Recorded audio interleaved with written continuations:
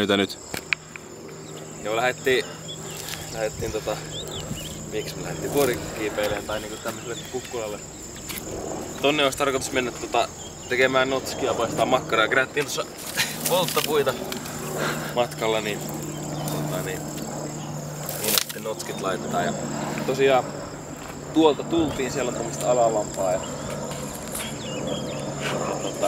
tässä muuta. Täällä on kivoja kiviä tommosia polderointi. Esimerkiksi tonne olisi ollut hyvä käydä. Ehkä sitten ensi reissulla. Mut joo, niin me lähdetään kapuamaan, niin saa nähdä kuinka hiki on kyllä päällä, kun nyt ei näin olla. Joo. Tässä ollaan jo melkein tuolla huipulla. Kohdattiin vähän villieläimiä tässä, että semmoinen iso pyyttöni meinasi hyökätä meidän päälle tuolla, mutta saatiin pelästettyä se, niin se palasi sinne onkaloonsa. Nyt täällä on tämmösiä vähän niitä hirven olosia kavereita, vai mitä nää on. Mitä Suomessakin aina tuntureilta löytyy.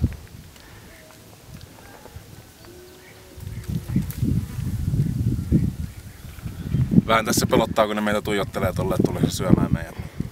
Pitää varovasti mennä ohi ja katsoa, jos pääsis hengissä tonne päälle asti. Vähän on hiki jo tullut. Annekin siellä tekee kuolemaa tuolla. Se voi editoida. Mutta tuonne pitäisi vielä ponnistaa. Heippa hei. Näköistä, kun voisi nyt. Joo, me käytiin tuossa vuorella ja tuolla laella ja unohdettiin mennä kamera sitten. Joo. Niin, alatasan teille. Joo, ei mennyt ihan putkeen tää reissu ja sit tosiaan tultiin tekemään notskia tähän. Siinä se nyt on. Tikut loppu ja tuolla lailla, että on meillä tätä kylmää makkaraa sitten tässä, niin tää on ihan hyvä. Kyllä tää näin menee. Mutta semmonen matkailuvinkki tässä, jos joku Keniaan eksuu joskus, niin ei kannata ostaa snappeja täältä, kun mä nyt 3 eri snappia kokeiltaan, niin on kyllä kaikki aika pahoja. Mutta täytyy sitä laittaa, kun on kerran ostettu. Mutta suklaa on kyllä hyvä. Ihan netit maisemat täällä on. Joo. Saisiko tästä vähän kuvaa? Jos näette tästä. Jätäpäs tonne ylös vielä. Siellä oltiin. Siellä me käytiin. Kyllä me sieltä yksi kuva otettiin, että saa nähdä tuleeko se sitten vlogiin. Millä tästä otitte kuva? Kännykkäkameralla.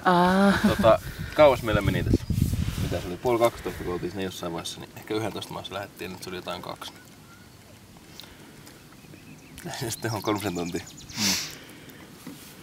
Paikalliset sanoo, että menee 45 minuuttia, niin niillä on vissiin vähän parempi kunto. Siellä oli tuolla ylhäällä pari paikallistakin, niin oli koiraa lenkkeilyttämässä. Mutta kannattaa, kun niillä on ne viidakkoveitset, niin kai nyt pääsee nopeasti. Aika ryteikkä oli. Oli hauska tuossa matkalla kiivetä semmoista aika pystysuoraa seinämää, kun siinä oli semmosia niinku heinätupsuja, niin niistä pystyy ottaa kiinni aina. Sitten menee.